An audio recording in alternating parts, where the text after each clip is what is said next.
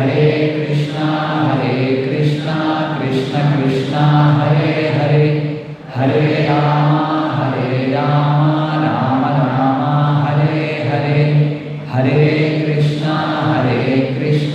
ಕೃಷ್ಣ ಕೃಷ್ಣ ಹರೇ ಹರೇ ಹರೇ ರಾಮ ರಾಮ ರಾಮ ಹರೇ ಹರೇ ಹರೇ ಕೃಷ್ಣ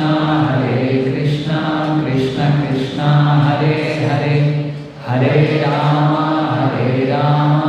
ರಾಮ ರಾಮ ಹರೇ ಹರೇ.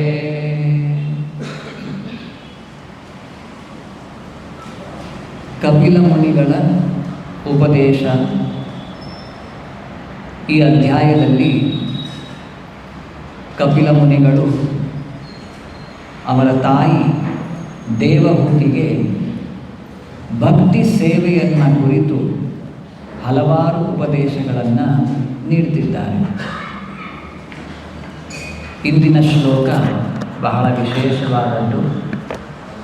ಬಹುಶಃ ಶ್ರೀಲ ಪ್ರಭುಪಾದರು ಬಹಳಷ್ಟು ಬಾರಿ ಈ ಒಂದು ಶ್ಲೋಕವನ್ನು ಅವರ ಬೇರೆ ಬೇರೆ ಕೃತಿಗಳಲ್ಲಿ, ಪುಸ್ತಕಗಳಲ್ಲಿ, ಪ್ರವಚನಗಳಲ್ಲಿ ಇದನ್ನು ಉಲ್ಲೇಖ ಮಾಡ್ತಾರೆ. ಈ ಶ್ಲೋಕ ಭಗವಂತನನ್ನು ಅರ್ಥ ಮಾಡಿಕೊಳ್ಳಿಕ್ಕೆ ನಾವು ಏನನ್ನು ಮಾಡಬೇಕು,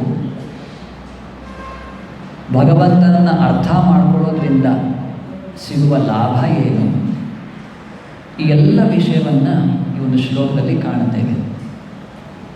ಯಾಕೆಂದರೆ ಕೃಷ್ಣ ಭಗವದ್ಗೀತೆಗೆ ಹೇಳೋದು, ಜನ್ಮ ಕರ್ಮ ಚ ಮೇ ದಿವ್ಯಂ ಏವಂ ಯೋ ವೇತ್ತಿ ತತ್ವತಃ ತ್ಯಕ್ತ್ವಾ ದೇಹಂ ಪುನರ್ಜನ್ಮ ನೈತಿ ಮಾಮೇತಿ ಸ್ವಾರ್ಜುನ. ಯಾರು ನನ್ನ ಬಗ್ಗೆ, ನನ್ನ ಜನ್ಮ, ನನ್ನ ಕರ್ಮ, ಈ ಎಲ್ಲದರ ಬಗ್ಗೆ ಸರಿಯಾಗಿ ಅರ್ಥ ಮಾಡಿಕೊಳ್ತಾರೆ, ಅವರು ಈ ದೇಹವನ್ನು ತ್ಯಾಗ ಮಾಡಿದ ನಂತರ ತ್ಯಕ್ತ್ವಾ ದೇಹಂ ಪುನರ್ಜನ್ಮ ನೈತಿ, ಮತ್ತೆ ಇನ್ನೊಂದು ದೇಹವನ್ನು, ಭೌತಿಕ ದೇಹವನ್ನು ಪಡ್ಕೊಂಡು ಈ ಭೌತಿಕ ಜಗತ್ತಿಗೆ ಬರುವ ಅವಶ್ಯಕತೆ ಇರೋದಿಲ್ಲ. ಪುನರ್ಜನ್ಮ ನೈತಿ ಮಾಮೇತಿ ಸ್ವಾರ್ಜುನ. ಅಂತಹ ವ್ಯಕ್ತಿ ನನ್ನ ಬಳಿ ಬರ್ತಾನೆ ಅಂತ ಕೃಷ್ಣ ಹೇಳೋದು. ಇದು ಸುಲಭದ ವಿಷಯ ಅಲ್ಲ. ಕೃಷ್ಣನನ್ನು ಅರ್ಥ ಮಾಡಿಕೊಳ್ಳೋದು ಹೇಗೆ ಅರ್ಥ ಮಾಡಿಕೊಳ್ಬೇಕು ಇಲ್ಲಿ ನೋಡ್ತೇವೆ ನಾವು. ಸದಾಂ ಪ್ರಸಂಗಾನ್ ಮಮ ವೀರ್ಯ ಸಂವಿದೋ. ನಾವು ಭಕ್ತರ ಸಂಘದಲ್ಲಿಟ್ಟುಕೊಂಡು, ಒಬ್ಬ ಶುದ್ಧ ಭಕ್ತರ ಆಶ್ರಯವನ್ನು ಪಡ್ಕೊಂಡು ನಾವು ಅವರ ಬಗ್ಗೆ, ಭಗವಂತನ ಬಗ್ಗೆ ಸಾಕಷ್ಟು ಕೇಳಿ ತಿಳಿಯೋದ್ರಿಂದ ನಾವು ಮಮ ವೀರ್ಯ ಸಂವಿಧ, ಸತಾಂ ಪ್ರಸಂಗಾನ್ ಮಮ ವೀರ್ಯ ಸಂವಿಧ. ಭಗವಂತನ ವೀರ್ಯ ಅಂದರೆ ಅದ್ಭುತ ಚಟುವಟಿಕೆಗಳ, ಭಗವಂತನ ನಾಮ, ಗುಣ, ಲೀಲೆಗಳು ಇವೆಲ್ಲವೂ ಕೂಡ ಅತ್ಯದ್ಭುತವಾದದ್ದು. ಯಾವುದೇ ಒಬ್ಬ ಸಾಮಾನ್ಯ ವ್ಯಕ್ತಿಗೆ ನಾವು ಅದನ್ನು ಹೋಲಿಕೆ ಮಾಡಲಿಕ್ಕೆ ಸಾಧ್ಯವೇ ಇಲ್ಲ. ಅಂತಹ ಅತಿಮಾನುಷ ಲೀಲೆಗಳನ್ನು ಭಗವಂತ ಈ ಭೌತಿಕ ಜಗತ್ತಿನಲ್ಲಿ ಪ್ರದರ್ಶಿಸಿದ್ದಾನೆ. ಇದನ್ನು ನಾವು ಭಕ್ತರ ಸಂಘದಲ್ಲಿ ಕೇಳಿ ತಿಳ್ಕೊಳ್ಬೇಕು. ಸದಾಂ ಪ್ರಸಂಗಾನ್ ಮಮ ವೀರ್ಯ ಸಂವಿಧ. ಸಂವಿಧ ಅಂದರೆ ಹೇಳೋದು, ಕೇಳಿಸ್ಕೊಳ್ಳೋದು, ಚರ್ಚೆ ಮಾಡೋದು, ಪ್ರಶ್ನೆ ಉತ್ತರ, ಇವೆಲ್ಲವೂ ಕೂಡ ಇದು ಸಂವಿಧ ಅಥವಾ ಸಂವಾದ ಅಂತ ಕೂಡ ಹೇಳ್ತೇವೆ. ಇದೆಲ್ಲ ಈ ಸಂವಾದ ಯಾರ ಮಧ್ಯದಲ್ಲಿ ಆಗಬೇಕು? ಭಕ್ತರ ಸಂಘದಲ್ಲಿ. ನಾವಿನ್ಯಾವುದೋ ಒಬ್ಬ ದೊಡ್ಡ ಜ್ಞಾನಿ, ದೊಡ್ಡ ಹೊರಗಿನ ಪ್ರಪಂಚದಲ್ಲಿ ಸಾಕಷ್ಟು ಬೇರೆ ರೀತಿಯ ಜನರಿದ್ದಾರೆ, ಭಕ್ತರಲ್ಲದವರು. ಅವರ ಬಳಿ ಹೋಗಿ ನಾವು ಭಗವಂತನ ಬಗ್ಗೆ ಕೇಳಿದಾಗ, ತಿಳ್ಕೊಂಡಾಗ, ಚರ್ಚೆ ಮಾಡಿದ್ರೆ ನಮಗೆ ಸರಿಯಾಗಿ ಭಗವಂತನ ಬಗ್ಗೆ ಅರ್ಥ ಮಾಡಿಕೊಳ್ಳಿಕ್ಕೆ ಸಾಧ್ಯ ಆಗೋದಿಲ್ಲ. ಸತಾಂ ಪ್ರಸಂಗಾನ್ ಮಮ ವೀರ್ಯ ಸಂವಿದೋ ಭವಂತಿ ಹೃತ್ ಕರ್ಣ ರಸಾಯನ ಕಥಾ. ಈ ಚರ್ಚೆ ಅಥವಾ ಈ ಸಂವಾದದಲ್ಲಿ ಭಗವಂತ ಕೇಂದ್ರಬಿಂದುವಾಗಿದ್ದಾನೆ. ಅಂತಹ ಸಂವಾದವನ್ನು ಕೇಳೋದ್ರಿಂದ ಹೃತ್ ಕರ್ಣ ರಸಾಯನ, ಅದು ಹೃದಯಕ್ಕೆ ಮುದವನ್ನು ನೀಡುತ್ತೆ, ಸಂತೋಷವನ್ನು ನೀಡುತ್ತೆ, ತೃಪ್ತಿಯನ್ನು ನೀಡುತ್ತೆ. ಮತ್ತು ಕರ್ಣ ಅಂದರೆ ಕಿವಿಗಳು, ಕೇಳಿಸ್ಕೊಳ್ಳಿಕ್ಕೂ ಕೂಡ ಇದು ಬಹಳ ಸೊಗಸಾಗಿರುತ್ತೆ, ತುಂಬ ಚೆನ್ನಾಗಿರುತ್ತೆ. ಈ ಶ್ಲೋಕಗಳನ್ನೆಲ್ಲ ನಾವು ನೋಡ್ತೇವೆ. ಬರೀ ಕೇಳಿಸ್ಕೊಳ್ಳೋದ್ರಿಂದ ಕಿವಿಗೂ ಬಹಳ ಮುದ ನೀಡುತ್ತೆ, ನಮ್ಮ ಹೃದಯ ಕೂಡ ತೃಪ್ತಿಯಿಂದ ಸಂತೋಷದಿಂದ ತುಂಬಿ ಹೋಗುತ್ತೆ. ನಾವು ಪ್ರಾರಂಭಿಕ ಹಂತದಲ್ಲಿ ಇದರ ಒಂದು ಅನುಭವ ಆಗದೇ ಇರಬಹುದು. ಯಾಕೆಂದರೆ ನಾವು ಅಷ್ಟು ಈ ಭೌತಿಕತೆಯಲ್ಲಿ ರೋಗಗ್ರಸ್ತವಾಗಿಬಿಟ್ಟಿರ್ತೇವೆ.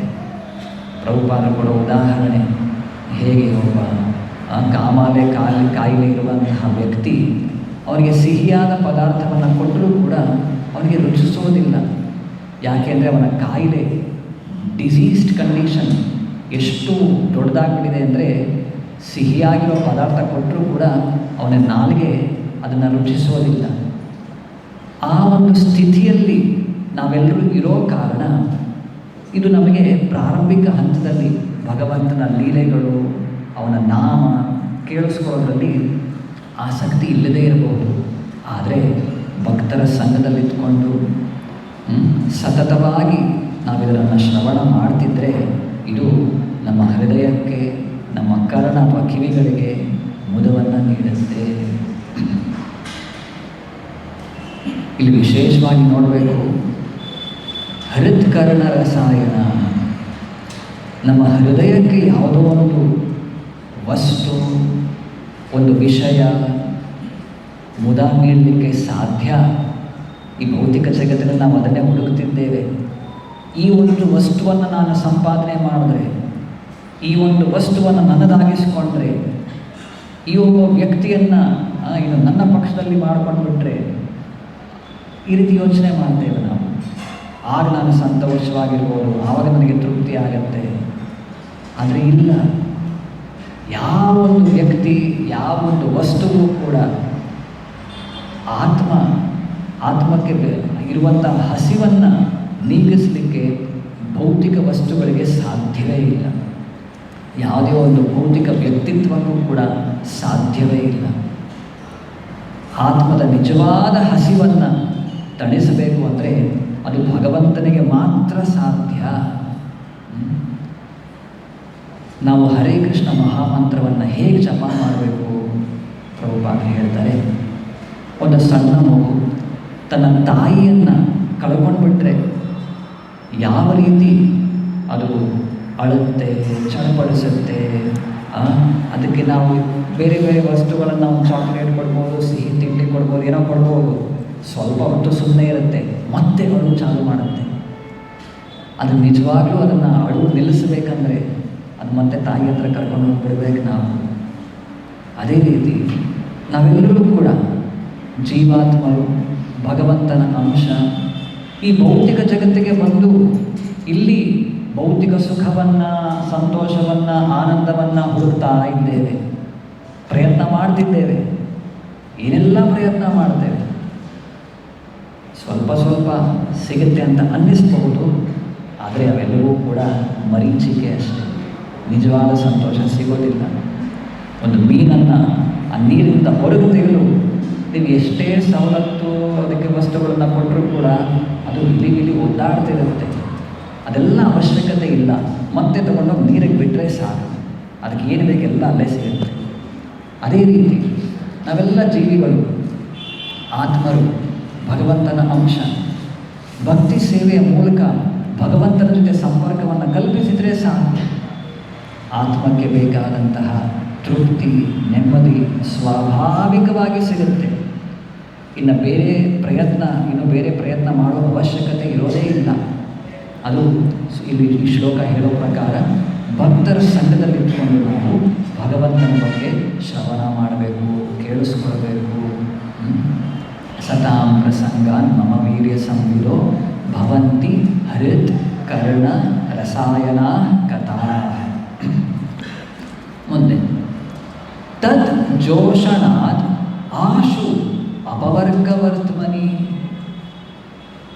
ತದ್ ಜೋಷಣಾತ್, ಜೋಷಣಾತ್ ಅಂದರೆ ಅಭ್ಯಾಸದಿಂದ, ಅಭ್ಯಾಸ ಅಥವಾ ಪ್ರಾಕ್ಟೀಸ್.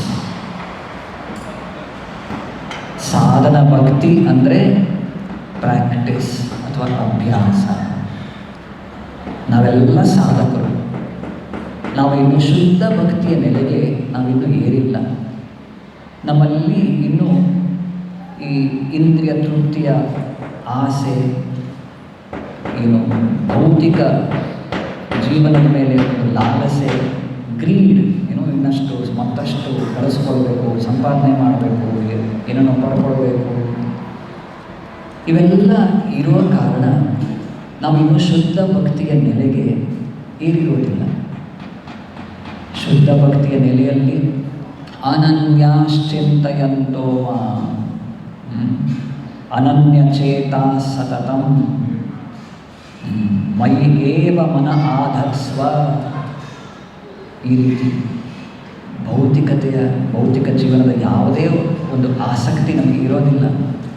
ನಮಗೆ ಕಿಂಚಿತ್ತು ಆಸಕ್ತಿ ಇದೆ ಅಂದರೆ ನಾವಿನ್ನು ಶುದ್ಧ ಭಕ್ತಿಯ ನೆಲೆಗೆ ಏರಿಲ್ಲ. ಅದನ್ನು ನಾವು ಮೊದಲು ಅಕ್ಸೆಪ್ಟ್ ಮಾಡಿಕೊಳ್ಬೇಕು. ಹೀಗಿದ್ದಾಗ ಏನು ಮಾಡಬೇಕು? ಇಲ್ಲಿ ಕೊಟ್ಟಿರೋ ರೀತಿ ತದ್ ಜೋಷಣಾತ್. ನಾವು ಸಾಧಕರು, ನಮ್ಮ ಹಂತವನ್ನು ನಾವು ಸ್ಪಷ್ಟವಾಗಿ ತಿಳ್ಕೊಂಡು ನಾವು ಅಭ್ಯಾಸವನ್ನು ಮಾಡಬೇಕು. We have to practise. ತದ್ ಜೋಷಣಾತ್, ಈ ರೀತಿ ಪ್ರಾಕ್ಟಿಸ್, ಅಭ್ಯಾಸ ಮಾಡೋದ್ರಿಂದ ಆಶು ಅಪವರ್ಗ ವರ್ತಮನಿ. ಆಶು ಅಂದರೆ ಬಹಳ ಬೇಗ, ಕ್ವಿಕ್ಲಿ, ಬಹಳಷ್ಟು ಸಮಯನೂ ಏನಿಲ್ಲ, ಬಹಳ ವೇಗವಾಗಿ. ಆಶು ಅಪವರ್ಗ ವರ್ತಮನಿ. ಇದ್ರ ಬಗ್ಗೆ ಸಾಕಷ್ಟು ಕೇಳಿದ್ದೇವೆ ನಾವು. ಅಪವರ್ಗ, ಈ ಭೌತಿಕ ಜಗತ್ತಿನಲ್ಲಿ ಏನು ಬಹಳಷ್ಟು ಪರಿಶ್ರಮ, ಭಯ ಎಲ್ಲವೂ ಕೂಡ ಮರಣದಿಂದ ಎಲ್ಲ ಮುಕ್ತಿ ಕೊನೆಗೊಳ್ಳುತ್ತೆ. ಏನು ದುಃಖಾಲಯಂ ಅಶಾಶ್ವತಂ. It's a temporary place of misery. ಭಗವದ್ಗೀತೆಯಲ್ಲಿ ನಾವು ಕೇಳಿಸ್ಕೊಂಡಿದ್ದೇವೆ. ಈ ಒಂದು ಭೌತಿಕ ಬಂಧನದಿಂದ ಅಪವರ್ಗ ವರ್ತಮನಿ, ನಾವು ಭಗವಂತನೆಡೆಗೆ ನಮ್ಮ ಒಂದು ಏನು ಅವರ ಪ್ರೋಗ್ರೆಸ್ ಅಥವಾ ಮಾರ್ಚ್ ಅಥವಾ ನಾವು ಹೋಗೋ ದಾರಿ, ಅಲ್ಲಿ ನಾವು ಮುಂದುವರಿತೇವೆ. ಈ ಭೌತಿಕ ಜೀವನದಲ್ಲಿ ಎಷ್ಟೆಲ್ಲ ಸಂಪಾದನೆ ಮಾಡ್ಬೋದು, ಅದು ಜ್ಞಾನ, ಹಣ, ಸಂಪತ್ತು ಏನೇ ಇರ್ಬೋದು, ಅದೆಲ್ಲ ಇಲ್ಲೇ ಇರುತ್ತೆ. ಒಂದಿನ ಈ ದೇಹವನ್ನು ಬಿಟ್ಟು ಹೋಗುವಾಗ ಎಲ್ಲ ಬಿಟ್ಟು ಹೋಗಬೇಕಷ್ಟೆ. ಆದರೆ ಆಧ್ಯಾತ್ಮಿಕ ಚಟುವಟಿಕೆಗಳನ್ನು ಮಾಡಿದಾಗ ಭಗವಂತನ ಬಗ್ಗೆ ಎಷ್ಟು ಹೆಚ್ಚು ನಾವು ತಿಳ್ಕೊಳ್ತಾ ಹೋಗ್ತೇವೆ. ಅದು it will put us on this track. ಏನು ಅಪವರ್ಗ ವರ್ತಮನಿ, ಭಗವಂತನಿಗೆ ಹೋಗೋ ದಾರಿನಲ್ಲಿ ಅಲ್ಲಿ ಮುಂದೆ ಪ್ರಗತಿಯನ್ನು ಮಾಡ್ತಾ ಇರ್ತೇವೆ ನಾವು. ಆಶು ಅಪವರ್ಗ ವರ್ತಮನಿ ಶ್ರದ್ಧಾರತಿರ್ ಭಕ್ತಿರ್ ಅನುಕ್ರಮಿಷ್ಯತಿ. 3 ಹೇಳ್ತಾರೆ ಇಲ್ಲಿ. ಶ್ರದ್ಧಾ, ರತಿರ್, ಭಕ್ತಿರ್ ಅನುಕ್ರಮಿಷ್ಯತಿ. ಅನುಕ್ರಮಿಷ್ಯತಿ ಅಂದರೆ ಕ್ರಮವಾಗಿ ಬರುತ್ತವೆ. ಮೊದಲು ಏನು ಬರುತ್ತೆ? ಶ್ರದ್ಧಾ. ಶ್ರದ್ಧೆ ಅಂದರೆ ಫೇತ್, ನಂಬಿಕೆ. ನಾವು ಯಾವ ವಿಷಯವನ್ನು ನಾವು ಕೇಳಿಸ್ಕೊಳ್ತಾ ಇರ್ತೇವೆ, ಸ್ವಾಭಾವಿಕವಾಗಿ ಆ ವಿಷಯದ ಮೇಲೆ ನಮಗೆ ನಂಬಿಕೆ ಬರುತ್ತೆ. ಅದೇ ಸತ್ಯ ಅಂತ ನಾವು ತಿಳ್ಕೊಳ್ತೇವೆ. ಯಾರು ಒಂದು ಸುಳ್ಳನ್ನು ಕೂಡ ಪದೇ ಹೇಳ್ತಾ ಹೋದರೆ ಎಲ್ಲ ಸಾಮಾನ್ಯರೆಲ್ಲರೂ ಕೂಡ ಅದೇ ಸತ್ಯ ಅಂತಲೇ ನಾವು ಅಂದುಕೊಂಡು ಬಿಡ್ತೇವೆ. ಇದು ಮನುಷ್ಯ ಸಮಾಜದಲ್ಲಿ ಸಹಜ. ಹಾಗಾಗಿ ನಾವು ಎಚ್ಚರಿಕೆಯಿಂದ ಇರಬೇಕು. ಯಾರ ಮೂಲಕ ನಾನು ಕೇಳಿಸ್ಕೊಳ್ತಿದ್ದೇನೆ, ಯಾವ ವಿಷಯವನ್ನು ನಾನು ಕೇಳಿಸ್ಕೊಳ್ತಿದ್ದೇನೆ, ಚರ್ಚೆ ಮಾಡ್ತಿದ್ದೇನೆ. ಭಾಳ ಎಚ್ಚರಿಕೆಯಿಂದ ನಾವು ಇದನ್ನು ಗಮನಿಸಬೇಕು. ನಾವು ಭಕ್ತರ ಸಂಘದಲ್ಲಿದ್ದುಕೊಂಡು ಭಗವಂತನ ವಿಷಯವಾಗಿ ನಾವು ಚರ್ಚೆಯನ್ನು ಮಾಡಿದ್ರೆ ಅದು ಭಗವಂತನ ಮೇಲಿನ ಶ್ರದ್ಧೆಯನ್ನು ಹೆಚ್ಚಿಸುತ್ತೆ, ವೃದ್ಧಿಸುತ್ತೆ. ನಾವಿನ್ಯಾವುದೋ ಟಿ ವಿನಲ್ಲಿ ಅಥವಾ ಪೇಪರ್ನಲ್ಲಿ, ನ್ಯೂಸ್ನಲ್ಲೋ ಎಲ್ಲೋ ಏನೇನೋ ಕೇಳಿಸ್ಕೊಳ್ತೇವೆ. ಹೀಗೆ ಮಾಡಿದ್ರೆ ನಮಗೆ ಇದು ಸಿಗುತ್ತೆ, ಹಾಗೆ ಮಾಡಿದ್ರೆ ಅದು ಸಿಗುತ್ತೆ, ಹೀಗೆ ಮಾಡಿದ್ರೆ ಚೆನ್ನಾಗಿರುತ್ತೆ. ಎಷ್ಟೆಷ್ಟು ಅಡ್ವರ್ಟೈಸ್ಮೆಂಟ್ ಅಂದರೆ ಆ ಇಂಡಸ್ಟ್ರಿ ಇದ್ದಲ್ಲೇ ಹೇಳೋದು, ಈ ಸೋಪನ್ನು ಹಚ್ಕೊಳ್ಳಿ, ಈ ಶ್ಯಾಂಪು ಹಚ್ಕೊಳ್ಳಿ, ಇದನ್ನು ತೊಟ್ಕೊಳ್ಳಿ, ಗಾಡಿ ಓಡಿಸಿ, ನೀವು ಚೆನ್ನಾಗಿರ್ತೀರ, ಆರಾಮಿರ್ತೀರ, ಸುಖವಾಗಿರ್ತೀರ. ಅವ್ರ ಕೆಲಸ ಅದನ್ನೇ, ಅದು ಇದು ಸೇಲ್ ಮಾಡೋದು, ಹೇಳ್ತಾ ಹೋಗ್ತಾರೆ. ನಾವು ಅದನ್ನೇ ಮತ್ತೆ ಮತ್ತೆ ಮತ್ತೆ ಕೇಳಿಸ್ಕೊಂಡ್ಬಿಟ್ರೆ ಏನಾಗುತ್ತೆ, ನಮ್ಮ ಶ್ರದ್ಧೆ ಅಲ್ಲಿ ಬೆಳೆಯುತ್ತೆ. ಈ ಸೋಪನ್ನು ಹಚ್ಕೊಂಡ್ರೆ ನಾನು ಸುಂದರವಾಗಿ ಕಾಣ್ತೇನೆ, ಈ ಒಂದು ಬಟ್ಟೆಯನ್ನು ಧರಿಸಿದ್ರೆ ಭಾಳ ಆಕರ್ಷಕವಾಗಿರುತ್ತೇನೆ, ಇಂತಹ ಒಂದು ಗಾಡಿಯನ್ನು ಓಡಿಸಿದ್ರೆ ನನ್ನ ಸ್ಟೇಟಸ್ ಭಾಳ ಚೆನ್ನಾಗಿರುತ್ತೆ. ಹೊರಗೆ ಪ್ರಪಂಚದಲ್ಲಿ ಇದೇ ನೆನಪಿದೆ. ಯಾಕಂದರೆ ಮತ್ತೆ ಮತ್ತೆ ಕೇಳಿಸ್ಕೊಳ್ತಿರ್ತೇವೆ. ನಮ್ಮ ಸ್ನೇಹಿತರ ಮೂಲಕ ಇರ್ಬೋದು, ನೆರೆಹೊರೆಯವರ ಮೂಲಕ ಇರ್ಬೋದು, ಎಲ್ಲ ಕಡೆ ಇದೇ ಮತ್ತೆ ಮತ್ತೆ ಕೇಳಿಸ್ಕೊಂಡು ಅಂತಹ ಒಂದು ಜೀವನದಲ್ಲೇ ನಾವು ಬಿದ್ದು ಬಿಡ್ತೇವೆ. ನಮ್ಮ ಶ್ರದ್ಧೆ ಅದೇ ರೀತಿಯಾಗಿ ಮುಂದುವರಿಯುತ್ತೆ. ಕೃಷ್ಣ ಭಗವದ್ಗೀತೆಯಲ್ಲೂ ಕೂಡ ಹೇಳೋದು, ಶ್ರದ್ಧೆಯಲ್ಲೂ ಕೂಡ 3 ಭಾಗಗಳಿದೆ. ಸತ್ವಗುಣದಲ್ಲಿರುವಂತಹ ವ್ಯಕ್ತಿ, ಅವನ ಶ್ರದ್ಧೆ ಒಂದು ರೀತಿ ಇರುತ್ತೆ. ರಜೋಗುಣದಲ್ಲಿರುವಂತಹ ವ್ಯಕ್ತಿ, ಅವನ ಶ್ರದ್ಧೆಯೇ ಬೇರೆ. ಮತ್ತು ತಮೋಗುಣದಲ್ಲಿರುವಂತಹ ವ್ಯಕ್ತಿ, ಅವನ ಶ್ರದ್ಧೆ ಇನ್ನೇನೋ ಬೇರೆಯೇ ಇರುತ್ತೆ. ಯಾರು ಶಾಸ್ತ್ರಗಳನ್ನು ಅಧ್ಯಯನ ಮಾಡ್ತಾರೆ, ಭಗವಂತನ ವಾಣಿಯನ್ನು ಕೇಳಿಸ್ಕೊಳ್ತಾರೆ, ಭಕ್ತರಿಂದ ಅವರು ಭಗವಂತನ ಬಗ್ಗೆ ಆಲಿಸ್ತಾರೆ, ಅವರ ಶ್ರದ್ಧೆ ಇಟ್ ವಿಲ್ ಬಿಕಮ್ ಟ್ರಾನ್ಸೆಂಡೆಂಟಲ್. 3 ಗುಣಗಳಿಂದ ಅದು ಅತೀತವಾಗಿರುತ್ತೆ.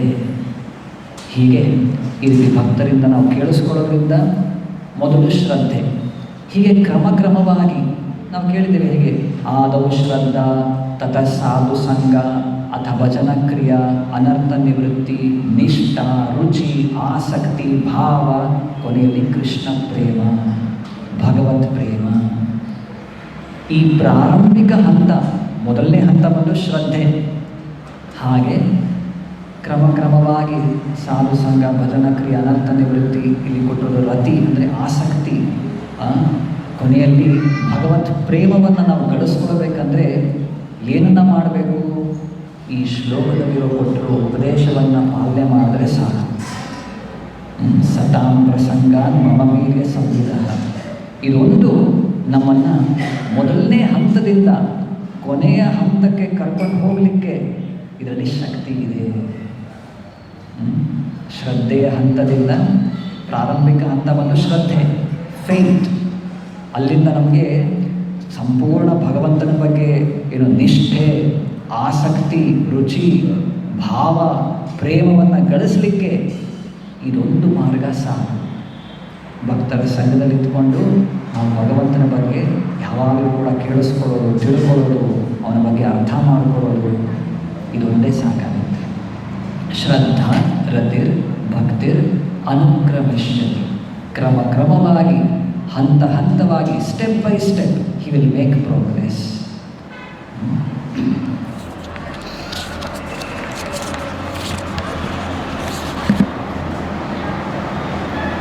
ಭಾಗವತದಲ್ಲಿ ಧ್ರುವ ಮಹಾರಾಜನ ಕಥೆಯನ್ನು ನಾವು ಸಾಕಷ್ಟು ಬಾರಿ ಕೇಳಿದ್ದೇವೆ. ಧ್ರುವ ಮಹಾರಾಜ ಪ್ರಾರಂಭದಲ್ಲಿ ಅವನ ಮನಸ್ಥಿತಿ ಹೇಗಿರುತ್ತೆ? ಕಾಡಿಗೆ ಹೋಗೋದಕ್ಕೆ ಮುಂಚೆ, ತಪಸ್ಸಿಗೆ ಹೋಗೋದಕ್ಕೆ ಮುಂಚೆ ಅವನಿಗೇನು ಬೇಕಾಗಿರುತ್ತೆ? ದೊಡ್ಡ ಆಸ್ತಿ ಬೇಕು. ನನ್ನ ತಂದೆ, ನನ್ನ ಅಜ್ಜ ಬ್ರಹ್ಮದೇವರಿಗಿಂತ ಅವ್ರಿಗಿಂತ ದೊಡ್ಡ ಒಂದು ರಾಜ್ಯವನ್ನು ನಾನು ಸಂಪಾದನೆ ಮಾಡಬೇಕು ಅಂತ ಇರುತ್ತೆ. ಈ ರೀತಿಯ ಒಂದು ಆಸೆ. ಅಷ್ಟೇ ಅಲ್ಲ, ನನ್ನ ಮನಸ್ಥಿತಿ ಹೇಗಿರುತ್ತೆ? ಸೇಡು ತೀರಿಸ್ಕೊಳ್ಬೇಕು. ನನ್ನ ಮಲತಾಯಿ ನನಗೆ ಈ ರೀತಿ ಮಾಡಿಬಿಟ್ಟು ಸೇಡು ತೀರಿಸ್ಕೋಬೇಕು. ಮತ್ತು ಸಿಟ್ಟು, ಕೋಪ, ಕ್ರೋಧ, ಮತ್ತು ಅವನ ಸ್ಟೆಪ್ ಬ್ರದರ್ ಉತ್ತಮ, ಹೊಟ್ಟೆ ಕಿಚ್ಚು ಅಂತೇವೆ ನಾವು, ಎನ್ವಿಯಸ್ನೆಸ್, ಇಷ್ಟೆಲ್ಲ ಇರುತ್ತೆ. ಆದರೆ ನಾರದ ಮುನಿಗಳ ಸಂಪರ್ಕಕ್ಕೆ ಬಂದು ಧ್ರುವ ಭಗವಂತನ ಬಗ್ಗೆ ಕೇಳಿಸ್ಕೊಂಡು 6 ತಿಂಗಳುಗಳಲ್ಲಿ ಎಂತಹ ಒಂದು ಪರಿವರ್ತನೆ ಅವನಲ್ಲಿ ಉಂಟಾಗತ್ತೆ. 6 ತಿಂಗಳುಗಳ ನಂತರ ಆ ಕಥೆಯನ್ನು ಕೇಳಿದ್ದೀವಿ, ಹೇಗೆ ಭಗವಂತನ ಸಾಕ್ಷಾತ್ ಭಗವಂತನ ದರ್ಶನವೇ ಆಗುತ್ತೆ ಅಂತ. ಈ ಪರಿವರ್ತನೆ ಹೇಗಾಯಿತು? ಭಗವಂತನ ನಾಮೋಚ್ಚಾರಣೆಯಿಂದ, ಭಗವಂತನ ಬಗ್ಗೆ ನಾರದ ಮುನಿಗಳಂತಹ ಶುದ್ಧ ಭಕ್ತರ ಬಾಯಿಯಿಂದ ಭಗವಂತನ ಬಗ್ಗೆ ಅವನು ಆಲಿಸಿದ್ದಾನೆ. ಅದು ಇಂತಹ ಒಂದು ಪರಿವರ್ತನೆಗೆ ಕಾರಣವಾಗುತ್ತೆ. ಸರಿ, ಇದೆಲ್ಲ ಆಯಿತು, ನಾವು ಇಲ್ಲೇ ನಿಲ್ಲಿಸೋದು ಬೇಡ. ಸರಿ, ಧ್ರುವ ಭಗವಂತನ ದರ್ಶನವನ್ನು ಮಾಡಿ ಆಯಿತು, ಮುಂದೆ ಏನು? ಸರಿ, ಭಗವಂತನ ದರ್ಶನ ಆಯಿತು, ಇಲ್ಲಿಗೆ ಮುಗೀತು, ದ ಎಂಡ್. ಇಲ್ಲ, ಧ್ರುವ ಮಹಾರಾಜ ಭಗವಂತನನ್ನು ಕುರಿತು ಈ ರೀತಿ ಪ್ರಾರ್ಥನೆಯನ್ನು ಮಾಡ್ತಾನೆ. ಭಾಗವತದಲ್ಲಿ ಬಹಳ ಸುಂದರವಾಗಿದೆ ಧ್ರುವ ಮಹಾರಾಜ ಪ್ರೇಯರ್ಸ್. ಅದರ ಒಂದು ಶ್ಲೋಕವನ್ನು ಹೇಳ್ತಾರೆ. ಭಗವಂತನ ದರ್ಶನವನ್ನು ಮಾಡಿದ ನಂತರ ಧ್ರುವ ಮಹಾರಾಜನ ಮನಸ್ಥಿತಿ ಹೇಗಿರುತ್ತೆ? ನಾವು ಹೇಳ್ತೇವೆ ಅವನಿಗೇನೋ ಒಂದು ದೊಡ್ಡ ಆಸ್ತಿ ಬೇಕಿತ್ತು, ಅದರ ಆ ಒಂದು ಹಠದಿಂದ ಆತ ಹೋಗಿ ತಪಸ್ಸನ್ನು ಮಾಡ್ದ. ಸರಿ, ಈಗ ಮನ ಪರಿವರ್ತನೆ ಆಯಿತು, ಈಗೇನು ಕೊನೆಯಲ್ಲಿ ಆಸ್ತಿ ನನಗೇನು ಬೇಡ, ಡಿಟ್ಯಾಚ್ಮೆಂಟ್ ಬಂದುಬಿಡ್ತು. ಸರಿ, ಏನು ಬೇಡ ಅಂತ ಹಾಗೆ ಬಿಟ್ಬಿಟ್ನ? ಇಲ್ಲ, ಇನ್ನೇನೋ ಬೇಕು ಅಂತ ಭಗವಂತನನ್ನು ಕೇಳ್ಕೊಳ್ತಾನೆ ಧ್ರುವ. ಏನು ಬೇಕು ಅಂತ ಕೇಳ್ತಾನೆ ನೋಡೋಣ.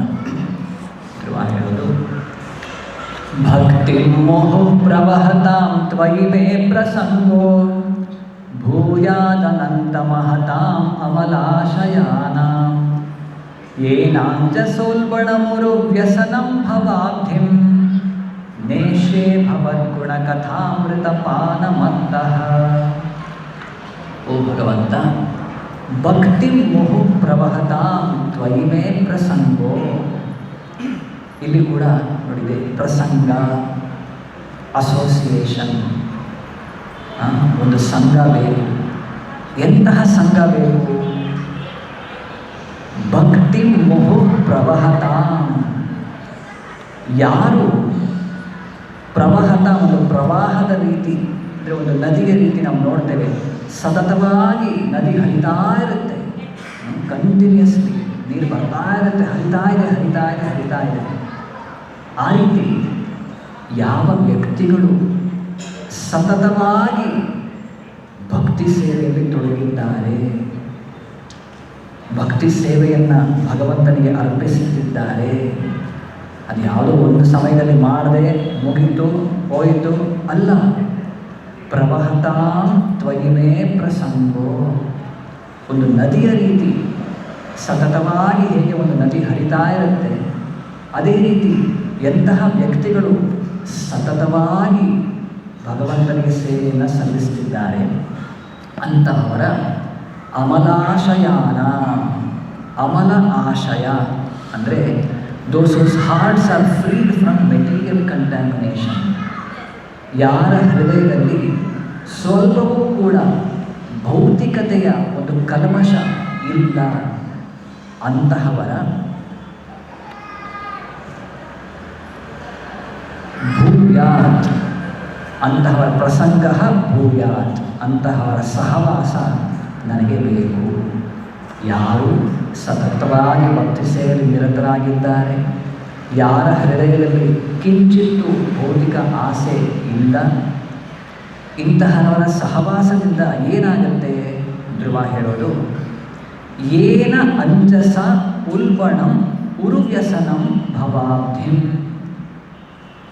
ಅಂತಹವರ ಸಹವಾಸದಿಂದ ಏನ ಅಂಜಸ, ಅಂಜಸ ಅಂದರೆ ಬಹಳ ಸುಲಭವಾಗಿ ಅಥವಾ ವೇಗವಾಗಿ ಈ ಶ್ಲೋಕದಲ್ಲಿ ಕೊಟ್ಟಿರೋ ಪ್ರಕಾರ ಆಶು ಕ್ವಿಕ್ಲಿ, ಅಂಜಸ, ಉಲ್ಬಣಂ ಉರುವ್ಯಸನಂ. ಉಲ್ಬಣ ಅಂದರೆ ಟೆರಿಬಲ್, ಉರುವ್ಯಸನಂ ಫುಲ್ ಆಫ್ ಡೇಂಜರ್ಸ್, ಭವ ಅಬ್ಧಿಂ, ಈ ಭೌತಿಕ ಜಗತ್ತು ಅನ್ನುವಂತಹ ಒಂದು ಭವಸಾಗರ, ಓಷನ್ ಆಫ್ ಮಿಸರಿ, ಎಲ್ಲ ರೀತಿಯ ದುಃಖಗಳ ಒಂದು ಸಮುದ್ರ ಅಥವಾ ಸಾಗರ. ಇಲ್ಲಿ ಸಾಕಷ್ಟು ಉಲ್ಬಣಂ ಉರುವ್ಯಸನಂ, ಇಂತಹ ಒಂದು ಸಮುದ್ರದಲ್ಲಿ ನಾವು ಬಿದ್ದಿದ್ದೇವೆ. ಆದರೆ ಭಕ್ತರ ಸಹವಾಸವನ್ನು ಮಾಡಿ ಅವರ ಮೂಲಕ ನಾವು ಭಗವಂತನ ಬಗ್ಗೆ ಕೇಳಿಸ್ಕೊಂಡ್ರೆ ನೇಷ್ಯೆ ಭವದ್ಗುಣ ಕಥಾಮೃತ ಪಾನಮಂತಹ. ನೇಷ್ಯೆ ಅಂದರೆ ಇಂತಹ ಒಂದು ಭವಸಾಗರವನ್ನು ನಾನು ಸುಲಭವಾಗಿ ಪಾರು ಮಾಡಲಿಕ್ಕೆ ಸಾಧ್ಯ ಆಗುತ್ತೆ. ನೇಷ್ಯೆ ಭವದ್ಗುಣ ಕಥಾಮೃತ.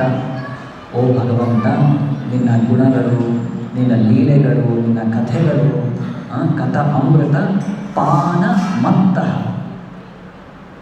ಯಾರ ಮನಸ್ಸು ಭಗವಂತನ ನಾಮ ಗುಣ ಲೀಲೆಯಲ್ಲಿ ಮತ್ತವಾಗಿರುತ್ತೆ, ಇಟ್ ಇಸ್ ಮ್ಯಾಡಂಡ್, ಅಂತಹವರ ಮೂಲಕ ಅಂತಹ ಸಹವಾಸ ಬೇಕು. ಅವರ ಮೂಲಕ ನಾನು ಕೇಳಿ ತಿಳ್ಕೊಳ್ಬೇಕು. ಈ ರೀತಿ ಮಾಡಿದಾಗ ಉರುವ್ಯಸನಂ ಉಲ್ಬಣಂ ಭವಾಬ್ಧಿಂ, ಈ ಭೌತಿಕ ಭವಸಾಗರವನ್ನು ನಾನು ಸುಲಭವಾಗಿ ಪಾರು ಮಾಡಬಹುದು ಅಂತ ಕೇಳ್ತಿದ್ದೇನೆ. ಓ lord, kindly bless me so that I may associate with great devotees who engage in your transcendental loving service constantly, as the waves of a river constantly flow. Such transcendental devotees are completely situated in an uncontaminated state of life. By the process of devotional service, I shall surely be able to cross the nascent ocean of material existence, which is filled with waves of blazing fire-like dangers.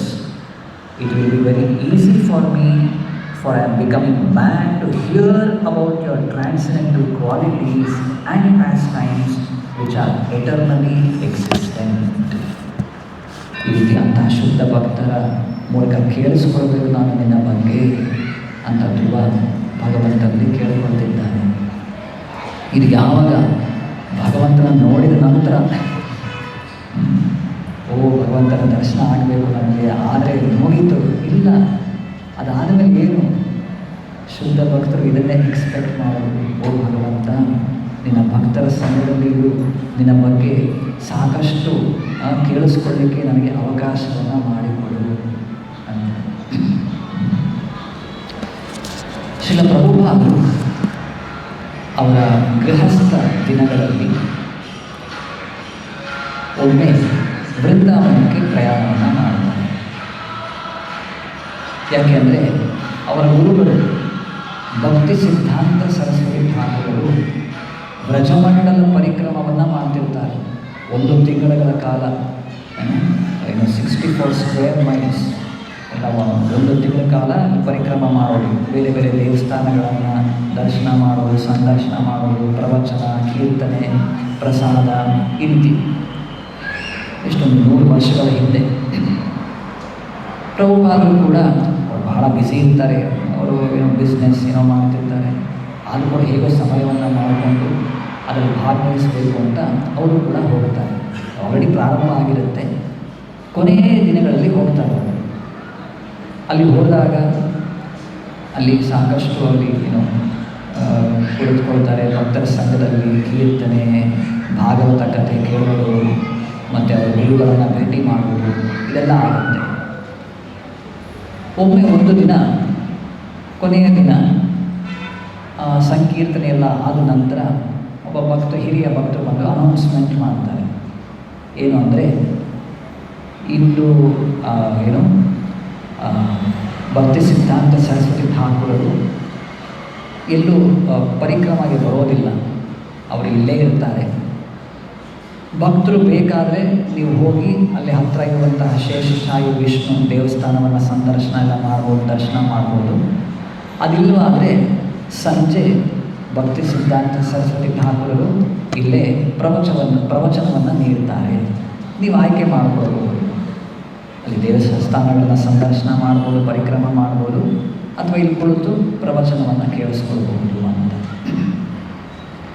ಬಹಳಷ್ಟು ಜನ majority ಎಲ್ಲ ಹೋಗ್ತಾರೆ ವೃಂದಾವನ ನೋಡಬೇಕು ಅಂತ. ಆದರೆ ಪ್ರಭುಪಾದರು ಹೋಗೋದಿಲ್ಲ. ಅಲ್ಲಿ ವೃಂದಾವನದಲ್ಲಿ ಹಲವಾರು 5,000 ದೇವಸ್ಥಾನಗಳಿದೆ. ಎಷ್ಟು ನೋಡಿದ್ರು ಕಡಿಮೆನೇ ಅಂತ. ಎಷ್ಟು ಅಂತ ನೋಡ್ಬೋದು. ಇಲ್ಲಿ ಗುರು ಮಹಾರಾಜ್ ಗುರುಗಳು ಪ್ರವಚನವನ್ನು ನೀಡಲಿದ್ದಾರೆ.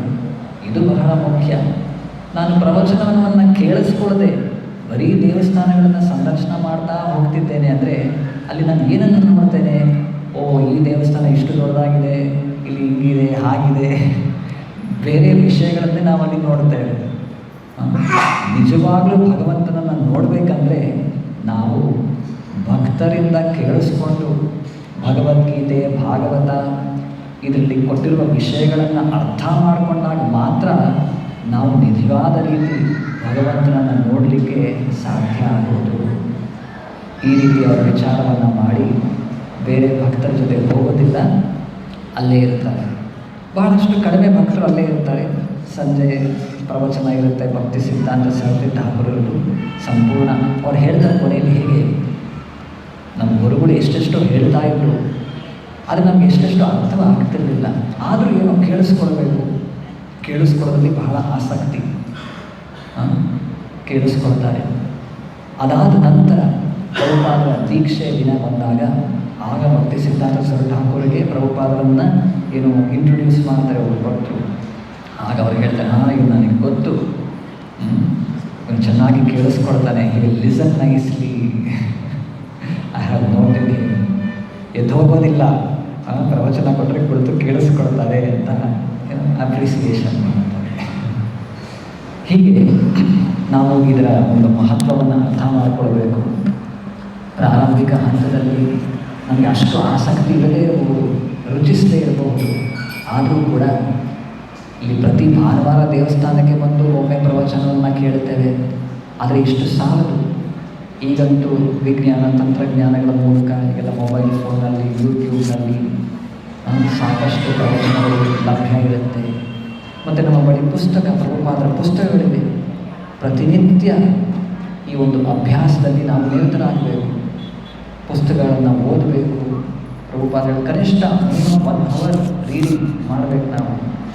ಈ ರೀತಿ ಮಾಡಿದಾಗ ಇನ್ನು ಕೆಲವು ವಾರಗಳಲ್ಲೋ, ತಿಂಗಳಲ್ಲೋ, ಅಥವಾ ಅಟ್ಲೀಸ್ಟ್ ಕೆಲವು ವರ್ಷಗಳಲ್ಲಿ ನಾವು ಭಾಗವತ ಅಧ್ಯಯನವನ್ನು ಮುಗಿಸಬಹುದು. ಇಲ್ಲಾಂದರೆ ಪ್ರಾರಂಭ ಮಾಡದೇ ಇದ್ದರೆ ಅದು ಮುಗಿಸೋದು ಯಾವಾಗ? ಸಾಕಷ್ಟು ಇದೆ ಭಗವಂತನ ಬಗ್ಗೆ ಕೇಳಿಸ್ಕೊಳ್ಳಿಕ್ಕೆ. ಅವನ ಗುಣಗಳು, ಅವನ ಲೀಲೆಗಳು, ಇವೆಲ್ಲವೂ ಕೂಡ ಎಲ್ಲದನ್ನು ಇಲ್ಲಿ ಹೇಳೋ ಪ್ರಕಾರ ತತ್ ಜೋಷನಾಥ್ ಆಶು ಅಪವರ್ಗ ಬರ್ತದೆ. ಜೋಷನಾಥ ಅಭ್ಯಾಸ ಮಾಡಬೇಕು, ಪ್ರಾಕ್ಟೀಸ್ ಇಟ್ಕೊಳ್ಬೇಕು. ನಾವು ಪ್ರತಿದಿನ ಏನು ಪ್ರಾಕ್ಟೀಸ್ ಮಾಡ್ತೇವೆ ಅದೇ ನಮ್ಮನ್ನು ಕಾಯೋದು. ಯಾವಾಗಲೂ ಒಂದಿನ ಮಾಡಿದೆ ಸರಿ, ಅದು ಕೂಡ ಒಳ್ಳೆಯದೇ.